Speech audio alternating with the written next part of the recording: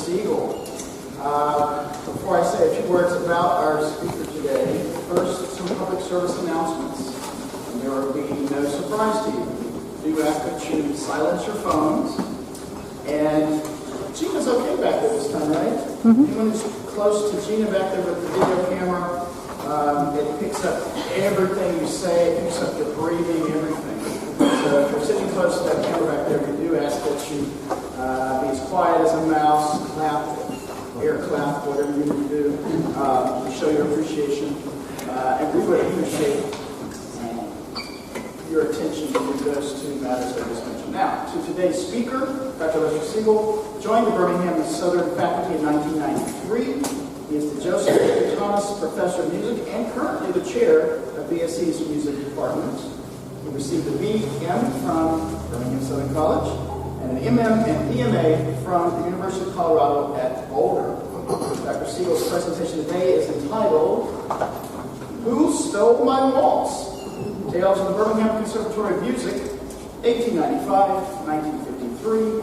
Please help me welcome to the stage Dr. Lester Seigel.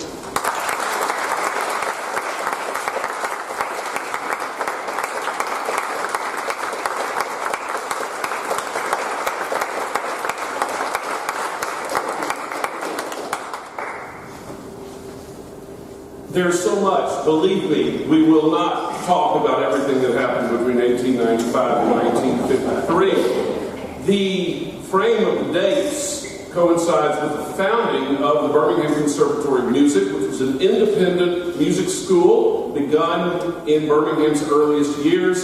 And 1953 was the date that the merger of the conservatory with Birmingham Southern College was finalized in that era, and it became essentially part of the music department of Birmingham Southern, which, to the best of my knowledge, prior to that time, had maybe one full-time faculty member. So it was a great enhancement to the quality and scope of the offerings of the music department here, and hopefully continues to be.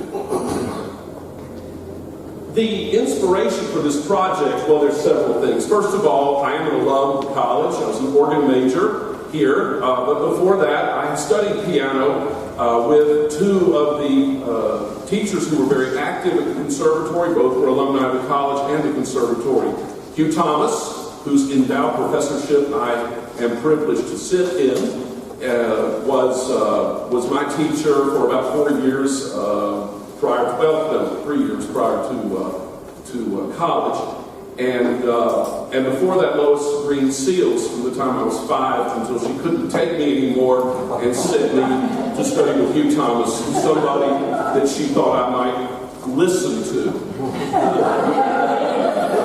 Anyway, I could not have asked for finer training as a pianist and such.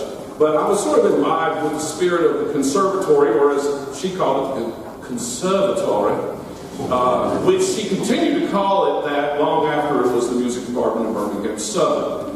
It was just known to an entire generation as the conservatory. And a little bit of this has been like family genealogy, tracing these people about whom I had heard and some that I had not heard of before, has been really a pleasure and a joy.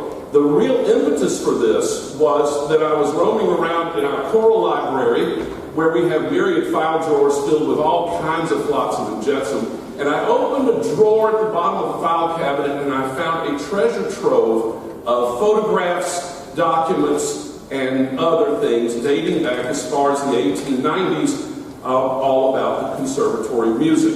To my knowledge, I don't know how it got there. Somebody put it there, but none of it seemed to be cataloged, and it fired me up to know more and to really write, hopefully one day, the history of the conservatory. There have been some great efforts that have been made, not least by conservatory faculty themselves, but I really wanted to do that, and hopefully we'll expand it. I'm very much persuaded by the thesis that the Birmingham Conservatory is an example of these mid-sized conservatories that sprung up everywhere in America, and the role they played in getting performance alive in their cities, I think, is very significant. I don't believe there's been a lot of scholarship on that just as a general topic, although there are many histories of music schools. And I'm really excluding the Juilliards and Curtises, the places that whose histories are well noted and in whose metropolitan areas, of course, the art scene can be very different. But I'm intrigued by it. It's not going to happen in one sabbatical. So today I'm going to take a few minutes and just briefly tell some stories. The conservatory has its origins in the 18th century. It is different from an academic institution throughout most of its history. It is different from a lot of music school training outside of the European or the Western civilization. We like to think that there are places that are musical sweatshops. I would like to think of the conservatory as a musical greenhouse. It is a place where talent is nurtured, not where there's blood on the floor, although the conservatories lapse into that from time to again. Little competition is healthy, but healthy competition is always better. And not necessarily one that places its roots in an academic milieu. It is rather more the model of an atelier, a workshop, a place where students can learn from those who are successful and can impart real-world training and experience to the training of that. It's also been the trend in the conservatory that they are very much dynastic. And that was the case in Birmingham. From its founding, the conservatory tended to hire its own graduates back as teachers. This was not so much a feeling of trying to keep it in the family, but rather it was about keeping it in the family. And in the sense, in a good way, in the sense that in piano and voice and other instruments, there's always been this sense of this one taught this one, who taught this way, who taught this way, who taught this way, and you have this chain of tradition that goes through. In academics, that is not always seen as a good thing. But it's an interesting thing to look at as the relationship of the college and the conservatory eventually grow together. I'm going to go very quickly and just simply highlight that the conservatory in Birmingham and all these others grew up in the era of the piano. And conservatory was described by one of its alums as a piano factory in the good old days. There were so many piano teachers and so many students of piano. Voice was right behind, violin was right behind that, organ was always high on the list, and other instruments as well. The Eurocentrism goes back to an old fact of music history in America, based on the fact of basically our youth, when we were clearing a wilderness and committing all sorts of political rights and wrongs, and fighting a revolution, lower needs on the hierarchy of needs. Mozart was writing the Marriage of Figaro in a relatively secure urban area to culturally enlightened audiences and so forth. So we had some catching up to do. The inferiority complex that I referred to was this idea that everything was better when it came from Europe. You were nobody if you did not go to Europe to study, particularly in Germany. So the German classical music tradition pervaded music training in Birmingham and elsewhere. This was before the idea of a major in college was really a popular idea. The move toward academia and the conservatory was to award not a liberal arts degree, not an AD or BA, but a Bachelor of Music degree. And the first Bachelor of Music degrees were awarded in the 1870s. There are isolated pockets of small schools that seem to do it before that, but that's the general trend. The last raison d'etre of a conservatory is the cultural value of this. Mr. Sears, Mr. Roebuck, and the trains enabled every little town across America to have a piano. You just had to order it and wait for the train to arrive. I'm sure that somewhere on the summit of Sharktooth Shoal, before Sam McGee was cremated, the men who toil for gold listened to some saloon music, if you know the poem I'm talking about. Classics. All right, so this is the world that we're dealing with, and part of the raison d'etre. Now, Birmingham was founded in 1871. This is a picture. I would like to say that this is all of the really great leaders of Birmingham. I doubt it, but it's probably a pretty good cross-section. This is from Leroy Atkins' book. And you see all sorts of conditions of men, including what appears to be law enforcement over there, in front of the Star Saloon, downtown Birmingham.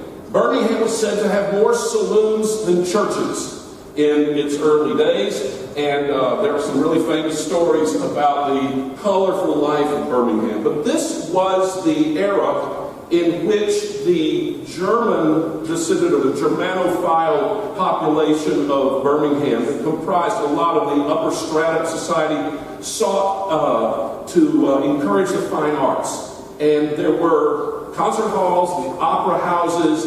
There were various attempts at forming an orchestra, there were community bands, and there was a lot of singing that went on. Singing usually in the German variety, such as the Mendelssohn Club, one of the most prestigious of the music clubs, founded in 1874.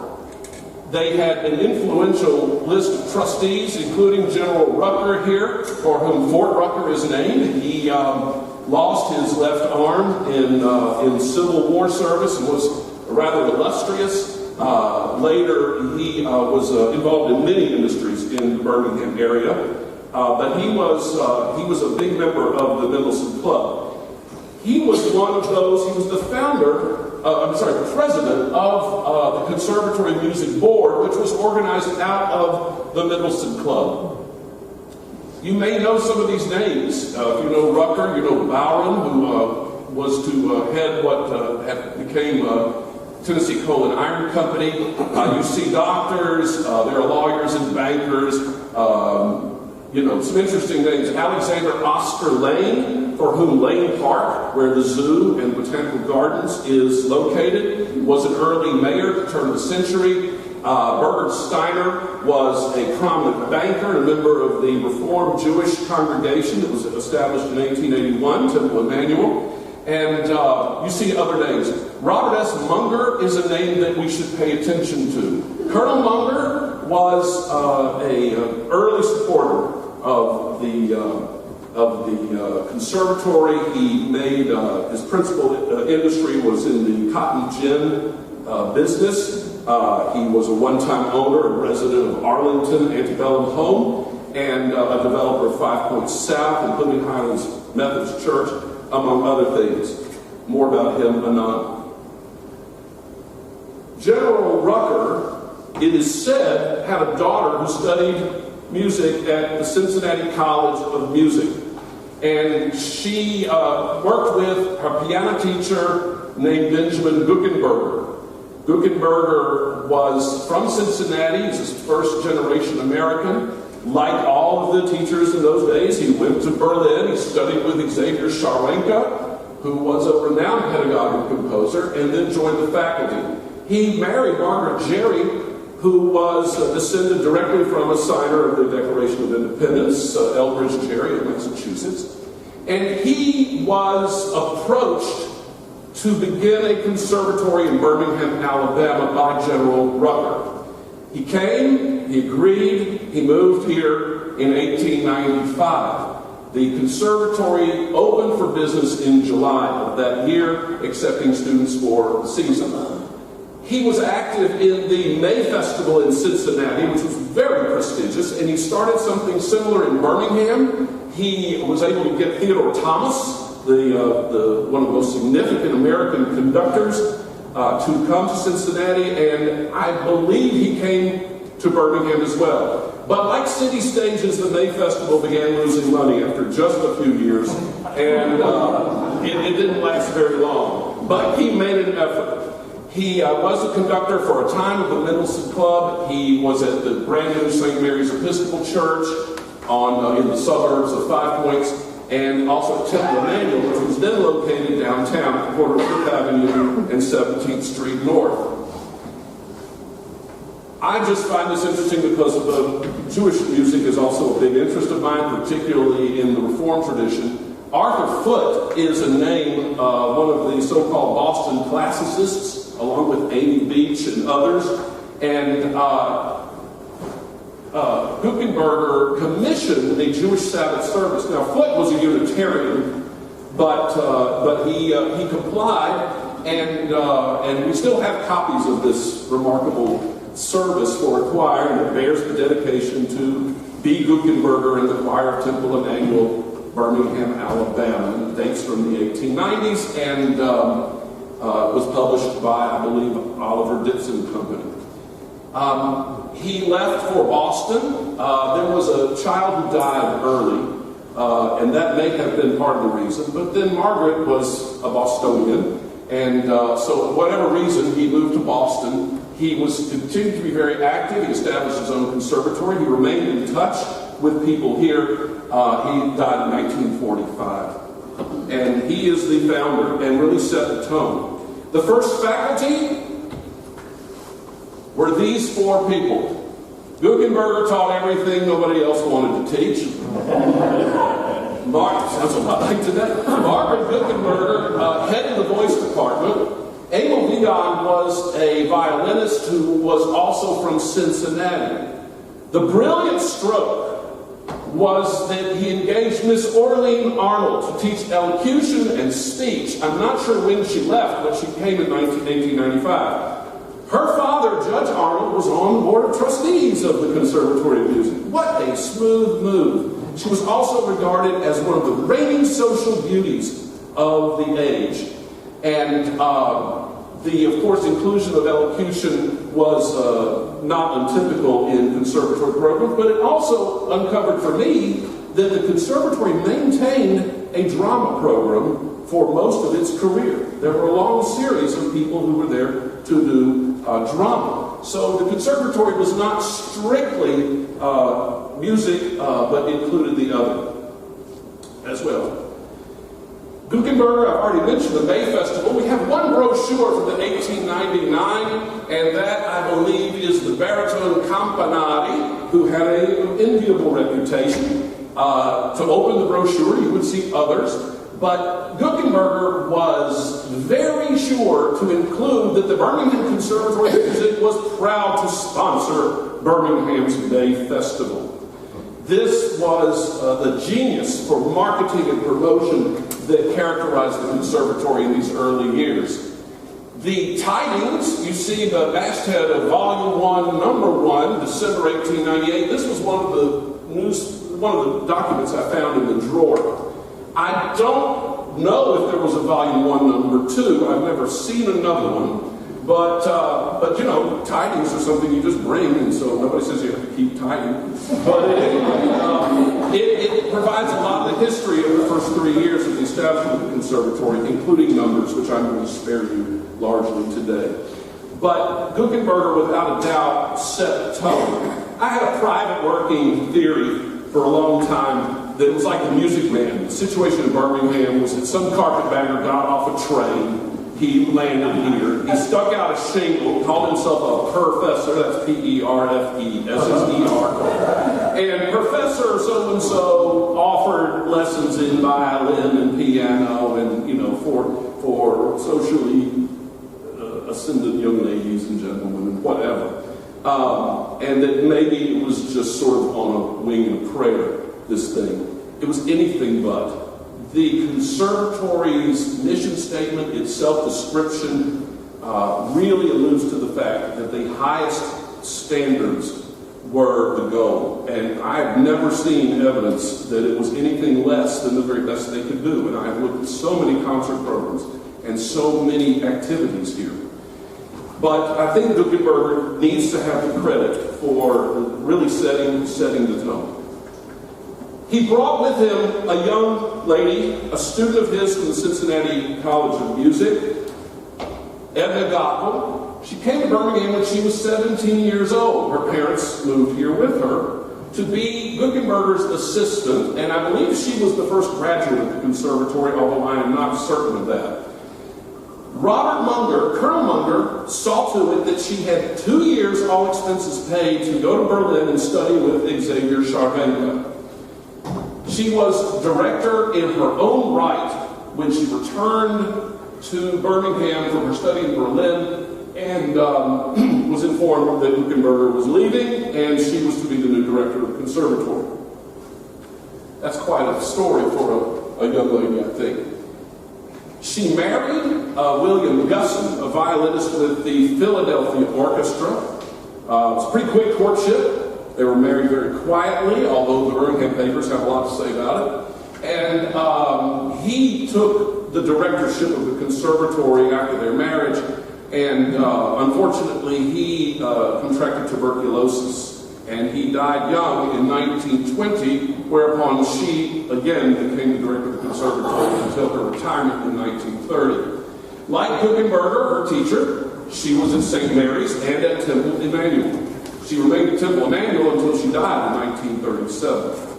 She was a founder of the Birmingham Music Study Club, today the Birmingham Music Club. Many of us know that she was the composer for the state song, Alabama, Alabama, that one. And something else. I love that picture.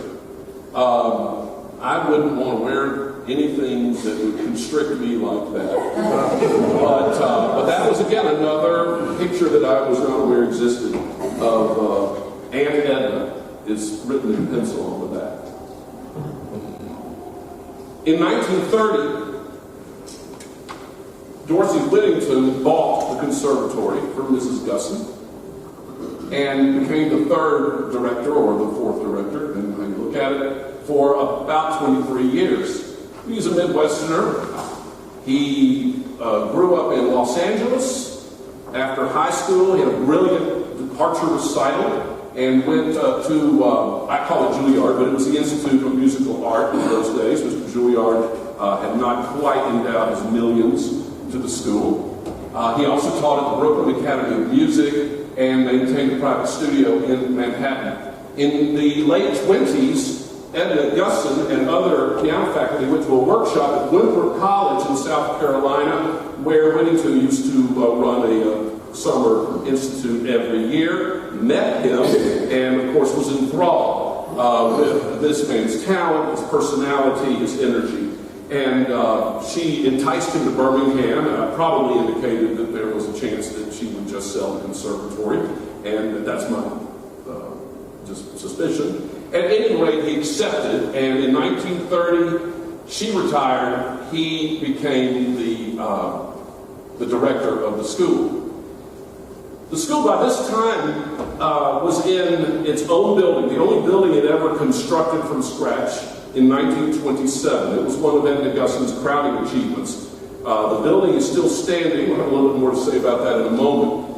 Whittington also was the founding conductor of the Birmingham Civic Symphony Orchestra. This was not the first orchestral attempt, as I mentioned earlier, in Birmingham, but this is the one that stuck, and it became the Birmingham Symphony, and then it became the Alabama Symphony, and then there was a bankruptcy in the 90s, and after a hiatus, it reorganized again as the Alabama Symphony Orchestra with new management and so forth. But basically, this is the orchestra that grew along with Birmingham, the Birmingham Civic Symphony Orchestra.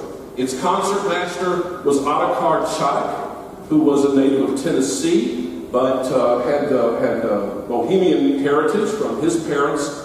He was a marvelous violinist. He also graduated from this conservatory and later taught here before he moved to Tuscaloosa and established his reputation academically at the University of Alabama. The Chadek Quartet is named for him, and Chadek Hall, Recital Hall in Tuscaloosa. He was married to Frances Cohn, K-O-H-N.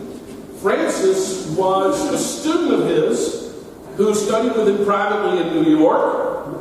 This happened. And he was young and single, and she was younger and single, and they began to make beautiful music together. They married. They took a honeymoon trip that coincided with a world tour in which he performed in London, Paris, in Istanbul, and a swing through North Africa before returning home. And that was I'm sure, an exciting time. She passed away in 1948. They were a wonderful two-piano team, and then Whittington retired to Florida after he left Birmingham. He had a real genius for making money. He was very savvy. Real estate was a specialty of his, and he actually retired a pretty wealthy man. He also, I discovered, had a reputation for fly tying. Fly fishermen still regard Dorsey Whittington's flies as among the state of the art. So if you can hook them by music or hook them by flies, it's all good. The last three of the conservatory homes, this was the building on the left that Edna Gusson had built right across the street from Phillips High School on 7th Avenue North. How fortunate was that? Phillips was, of course, one of Birmingham's premier high schools, and how easy to just walk across the street after school and have a lesson. Also, they had a recital hall that seated about 300 people, but how wonderful that Phillips had a grand auditorium that could hold the entire Birmingham Civic Symphony or opera or whatever, so for large performances right across the street. Eminent masterclass people came through and marveled at how beautiful it was. In 1940, Dorsey Whittington worked out a deal to lease the old Simpson Preparatory School on the Arkadelphia Road side of the Birmingham Southern Campus, and they moved there in 1940. This is a brochure a little bit after that, but you see the front where Conservatory Music. This is where Condoleezza Rice studied piano with Daphne Grimsley, and so on and so forth. I always wanted there to be a plaque on this building. At the time, our business manager said he was never putting a plaque on that building because he wanted the chance to demolish it if the need arose. And sure enough, when they built the Lakeview dorms, they needed a place for the equipment to stay when it wasn't being used, and they knocked down Simpson, and that was the end of that. But the conservatory was down on that side, sort of down from the sorority townhomes. In 1966, as the Department of Music, this building was built, Hill Recital Hall, Hill Hall, and here we are.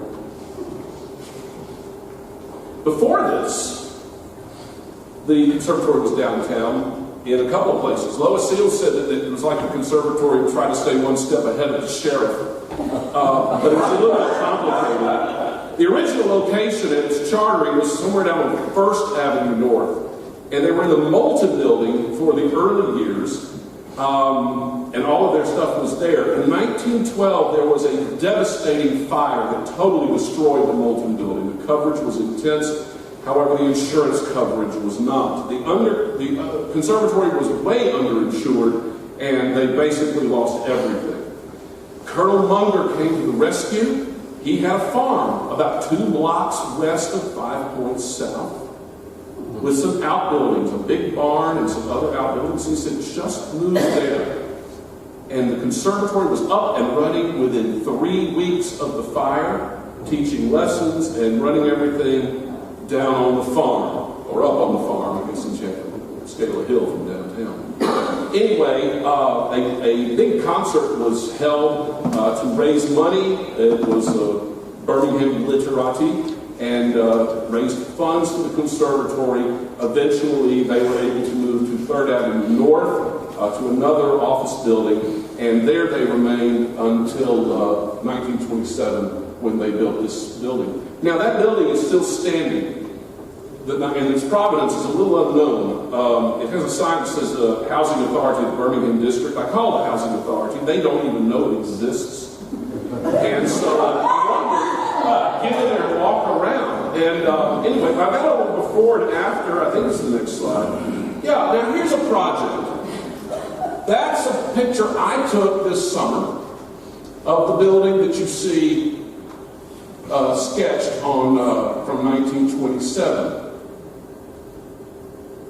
I want to send this to my friend Jeremy Erdrich, who is so passionate about Birmingham revitalization.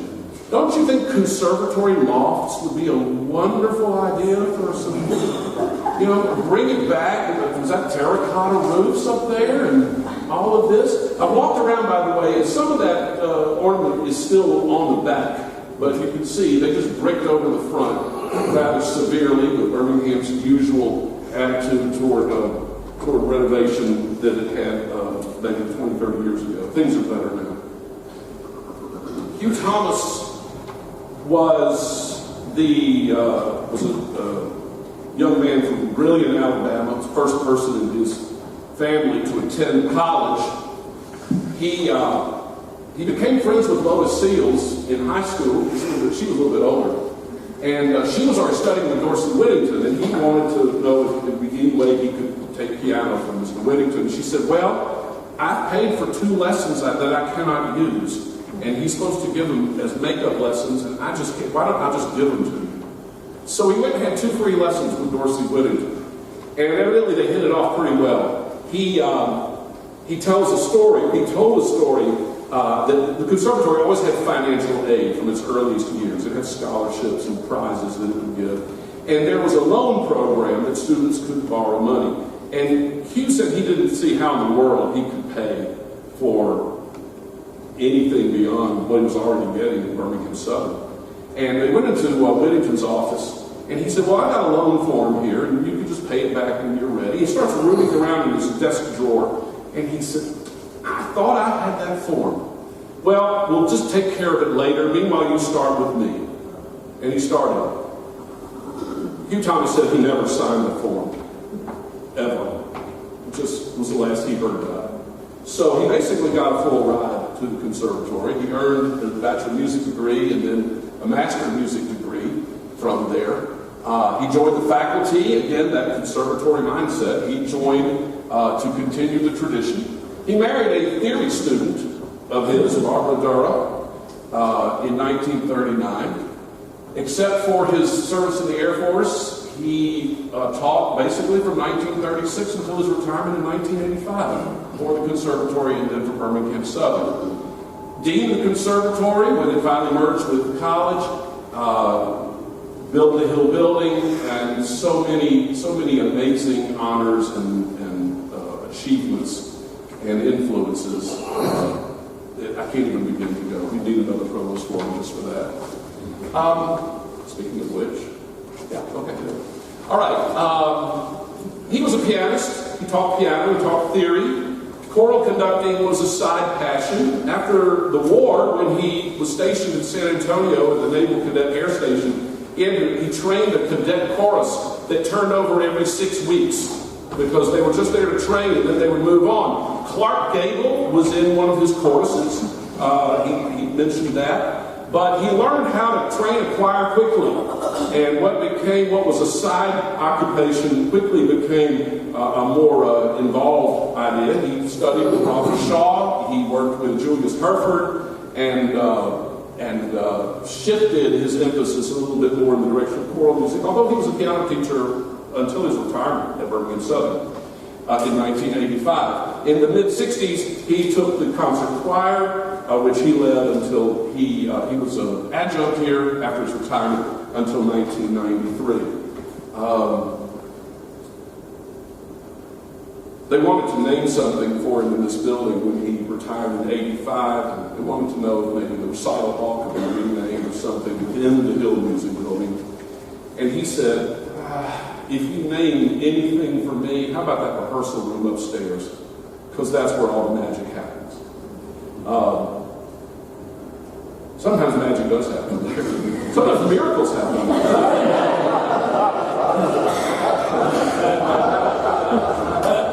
I'm fond of saying that we sometimes have HVAC problems in that room, and it's caused, I think, by the wrong notes that fly up and get stuck in the grills. But that's where the work happens for sure, and it seems very apropos. When I got this endowed chair, I called him. We were still neighbors on Greensboro Road, and And in his characteristic way, he said, well, boy, that and 50 cents might buy you a phone call. Now, for the students here, there was a time we had something called payphone. So, look at you Google it and it's you get the joke. But that was so typical too. I mentioned about piano dynasties. And pianists love it. All musicians love to do this. They love to talk about they studied with this one, who studied with that one, who studied with that one, who studied with Beethoven. It's just the way. It always goes back to Beethoven for some reason. But this, I decided to explore this just because of the column on the right. Hugh Thomas told a story in an interview in the 80s with Birmingham magazine that he had a lesson with Whittington one day, and it had been a particularly good lesson, and Whittington was feeling rather expansive, and he sort of sat back in his chair, and he had his pipe, and he said, you know, Hugh, you are my student, and I studied with Friedberg, and Friedberg studied with Clara Schumann. So that means you are Clara Schumann's great-grandstudent. And Hugh Thomas from brilliant Alabama sat there, and it was like everything just dawned on him. And he said he couldn't believe it, that he was sitting here. He was just in the right place at the right time to join this tradition. And I'm reading this story, and I'm thinking, wow, that's great. And I thought, wait a minute. I'm the great-great-grandstudent of Clara Schumann. Yeah, I feel good about that. And I got a double dose because both of my piano teachers until college studied with Dorsey. All right. Well, there was the other dynasty that I began to explore. And, of course, we have Edna Gusson, and that line continued through other teachers that she trained here for years, but I tried to just keep it short. Guckenberger, both of them studied with Xavier Scharwenka, who studied with Theodor Kullak, very eminent piano pedagogue from Germany. Carl Czerny, who still makes pianists wince at the thought of his etudes. And, of course, Czerny was a well-known student of Beethoven. So there you go. Interesting how this thing reaches down into the little small towns in the Deep South. I just thought that was cool. Oh, I just found all kinds of stuff. Dorsey Whittington was very fond of being in front of the camera. He marketed he and his family relentlessly in the press, and I do not mean that in an unkind way. One must do what one must do. And he was also the conductor of the symphony. So, you know, there's a little celebrity that goes on with these type of things. The upper left picture is a great formal pose from his New York debut at Aeolian Hall, fresh out of Juilliard. A picture of Dorsey and Francis, a headshot for them as a two-piano team, is pretty well known. This is out of the Whittington scrapbooks at the Birmingham Public Library archives. I'm about 3/5 away through those scrapbooks now, and I just actually took that picture with my phone. But this is a news story about called "This Was Going to Be a Story About an Intellectual," but it shows him inspecting his corn on his farm in Mount Pinson, which was very rural at the time. He's milking a cow, and then he had a little lake on the property where presumably he got the idea for the fishing flies. I don't know. But my favorite is the hot photo bottom left. Now, I'm sorry. People magazine, I understand, is going to put out an issue of the sexiest man alive. I don't know. I think Dorsey should have been included. Look at those eyes, baby. I mean, is that hubba hubba or what? And I'm not even interested, you know. This is bad. But who wouldn't want that guy for a recital? You know. So I love that picture. It's just not one you see, and you'll notice it is in Musical America. So this was Dorsey prior to Birmingham. This was when he was based in New York and having his own studio and his own successes there. Well, there's some personalities. There are some personalities. Hugh Thomas used to talk about this man who came to teach theory and composition in the 1940s from New York. And one story he told inspired me to learn more about him. But Ackley Brower was a New Yorker. He was educated again at the Institute of Musical Art, later Juilliard, and was a very capable composer. He had a career for a long time as a music editor of Carl Fisher Music Publishing Company, a very prominent music publishing company, and was also a private teacher. And he had a couple of college positions in Canada and in America. He said he came to Birmingham because of his arthritis. In later years, his doctor said that this would be a better environment than the Northeast. But he was lured here and was engaged to teach at the Conservatory. The stories about him are just wonderful. He composed a tone poem for the Birmingham Civic Symphony, and you see a newspaper photo of him conducting with the largest baton I've ever seen. And this was called Sylvania, and it was an attempt at a sort of Americanism, but it was only in that sense of being what that generation would consider authentic.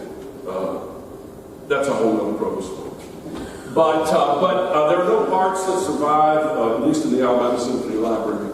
I found a few random photographs that Gina's going to get for the archives. I love the one of him in front of Brittany Cafeteria downtown. He's got the cigarette hanging from his mouth. He's got the briefcase. He's a man on a mission. And I understand he was a rather nervous person. I did crop out a lady who may have been Mrs. Brower. I understand there were several Mrs. Browers around the time. One of the students, while he was getting ready for a class at the Conservatory, said, learning that there was a Mrs. Brower who there was no longer a Mrs. Brower, rather impertinently asked, "What happened to Mrs. Brower?" And he turned around and he growled. He said, "She couldn't count to 4, so I divorced her." "She couldn't read in 4 times, so I divorced her." Something like that. He's a character.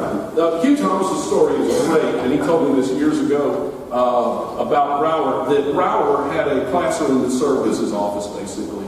And Hugh Thomas's studio was right next door. This is in the Simpson building. And in those days, of course, windows were open to let in the fresh air, and there was no air conditioning and everything. And you could pretty much hear everything that was going in from one room to another. Well, Hugh was evidently working on the Copland piano variations, a very well put together but rather thorny dissonant piece. And Brower had very little tolerance for the new dissonance of 20th century music by Copland and others. And Brower used to lecture with a fly swatter, presumably to kill flies, but he also rather theatrically used it to make points. He would just slap the desk to make a point, fifths, smart the fifths, whatever he did, I don't know. But he would have this fly swatter, and he was known and rather eccentric to use the fly swatter. Well, so Hugh figured things out, and he began, when he would hear Brower lecturing with the swatter, he would start practicing the Copland. And he would say that as it got thornier and thornier in the distance, the fly swats would increase exponentially.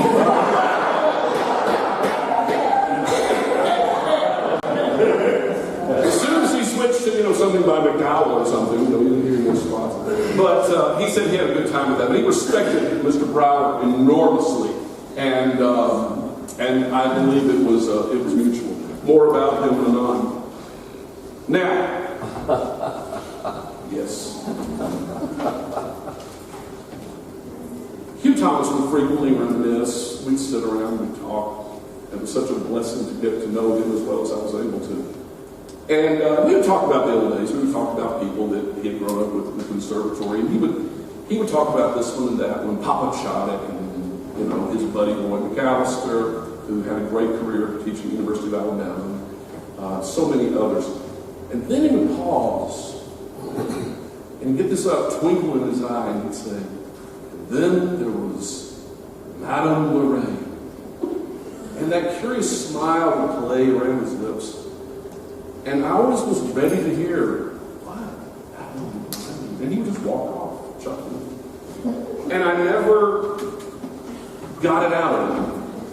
But it happened more than once. And I'm terribly intrigued. Every conservatory in those days had a madam, in a nice way, I mean. And, there was always a madam this, a madam that. They inevitably called boys, of course. And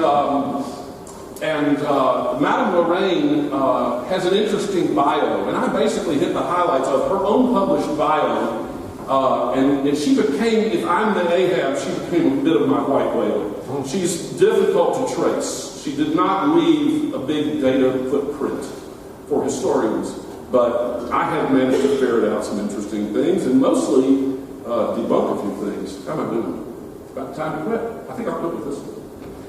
For her own published bio, she was born in Alsace-Lorraine. Her birth records, which I was able, not birth records, but other records I was able to obtain, show that she was born in 1860 or perhaps 1862. Her father was a consul to Canada. This is her own biography. At age 7, she moved to Paris. Manuel Garcia, this is the younger Manuel Garcia, renowned vocal pedagogue. He was the sister of the great soprano Maria Malibran. And he was also the inventor of the laryngoscope. And he had a very precise method, very anatomically aware, physiologically aware approach to singing. And she supposedly had a lesson every day for 10 years, according to her bio, and lived in the home with him. This could have happened in those days. At any rate, after 10 years, she made her debut at the Paris Opera. Queen Victoria was in attendance and asked for a command performance. That's from her bio. In the 1880s, she was engaged to sing at the Metropolitan Opera for 6 seasons under Abbe, the first general manager, Maurice Grau, also as well, 2 of the early managers of the Metropolitan Opera. Coaching in Diction and Leader by Karl Muck and Dr. Gustav Mahler is exactly what it says in the bio. That's pretty impressive. Karl Muck, of course, a conductor of the Boston Symphony, practically deported from the country for being sort of unrepentantly pro-German once America joined forces in World War I, refused to conduct the national anthem at some event during World War I. So that's kind of unhappy. At any rate, somehow she got to Birmingham.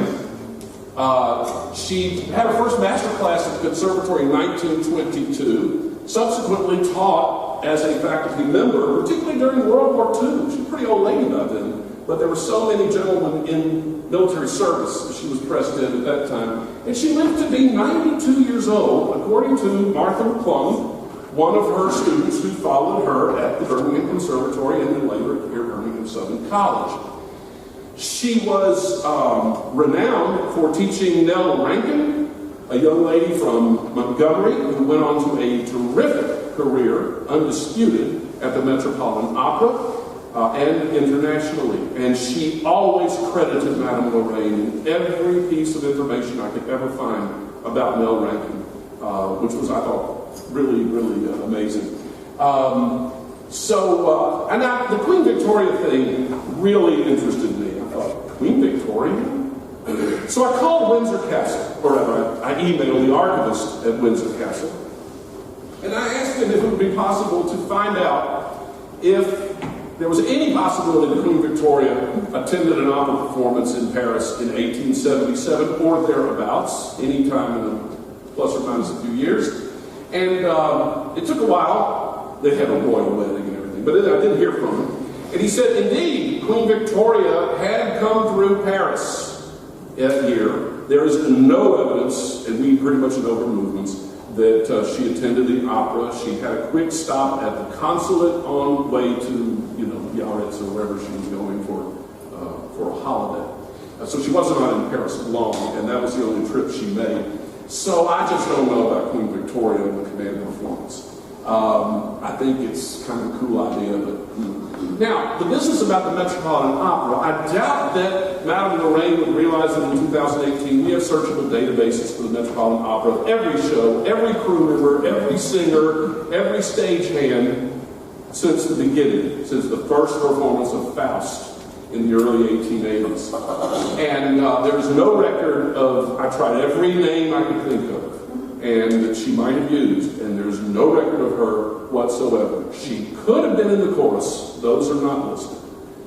But then I reread her published bio, and it said she was engaged to sing at the Metropolitan Opera. It doesn't say she sang at the Metropolitan. So that's where I am on that. Then I reread what she said about Karl Wilk and Gustav Mahler, and lo and behold, and I admit, for show business, I was a little deceptive here. She coached leader of Karl Wilk and Gustav Mahler. Who doesn't? Well, Karl Wilk, I don't know that I did something, but there you go. So, you see, it wasn't exactly, but it was, but it wasn't. And so, I think it kind of reminds me of that carpetbagger who never set foot off a train and hung up a professor. There was a little bit of this in a lot of the early teaching in these conservatories. This is long before the day when college degrees would have been required for such things in lieu of professional experience. But then, an interview with Del Rankin, published many years later, noted how she studied with Birmingham's hidden treasure, the reclusive Madame E.J.S. Lorraine. And so now I begin to wonder about good old stage fright. Perhaps this was a well-trained soprano who was a fine teacher and maybe just had performance anxiety in an age before beta blockers. So these are my operating theories about Madame Lorraine. At any rate, I love the pictures. The only picture I've ever seen. What you can't see is that there's a diamond tiara in all that hair. Okay, the title of the presentation, and then we're going to get to the music really quick. Lois Seals told a story that she was engaged to John Seals, her husband, and he said, he was in the piano business, of course, here in Birmingham. Some of you may remember. And he said, we're going to meet somebody. We're going to go have supper at his house. We've been invited through the piano connection. So come on. And they went out, they drove out to Pinson, and the smell of cooking spaghetti, came in, and the host was in the kitchen supervising the preparation of the food. And so they're wandering around the house, and they see the two beautiful grand pianos in the living room. And Lois Seals went up and began a waltz that she had studied by Levitsky, Moses or Moshe Levitsky, he's known by both names, who also studied at Juilliard. And the waltz, she started playing it, and after about 8 measures, Whittington comes storming into the living room and said, "Who stole my waltz?" It turns out that he had published a waltz earlier that sounded very much like that one. Well, I found Levitsky's waltz, and by golly, they sound very much alike. Now, and they were more of her classmates at Juilliard. Now, who wrote from who? I don't know. But that seemed to me a wonderful, catchy title that describes something of the off-page history of the conservatory. Who Stole My Waltz? And her relationship with Dorsey Whittington began. And in a way, at that point, so did mine. Last but not least, I'm going to play a few pieces. These are very short, and I'm so pleased to be joined by Laura Usiskin. The two sketches, two brief movements by Ackley Brower, and then a piece I discovered in manuscript from a bunch of stuff that belonged to Hugh Thomas, a lot of little parts and sketches of various music. The dedication is for Barbara and Hugh, and it shows that he finished the composition August 8, 1939. I believe that was about 2 weeks before their wedding. And I can only assume it was played at their wedding with a cellist and pianist, probably Brower playing the piano. And I surmise this may be the second performance of that work. I have to put it in finale, so it's all good. But actually, the manuscript was impeccable. And then that waltz that Whittington said may have been stolen. I thought I'd just close with that. I want to thank the Provost's office, the Faculty Development Committee. The sabbatical program is an amazing thing. So many people have been helpful. Guy Hubs, you continue to be helpful and kind of pushing me into this. So let me close now with a couple of pieces.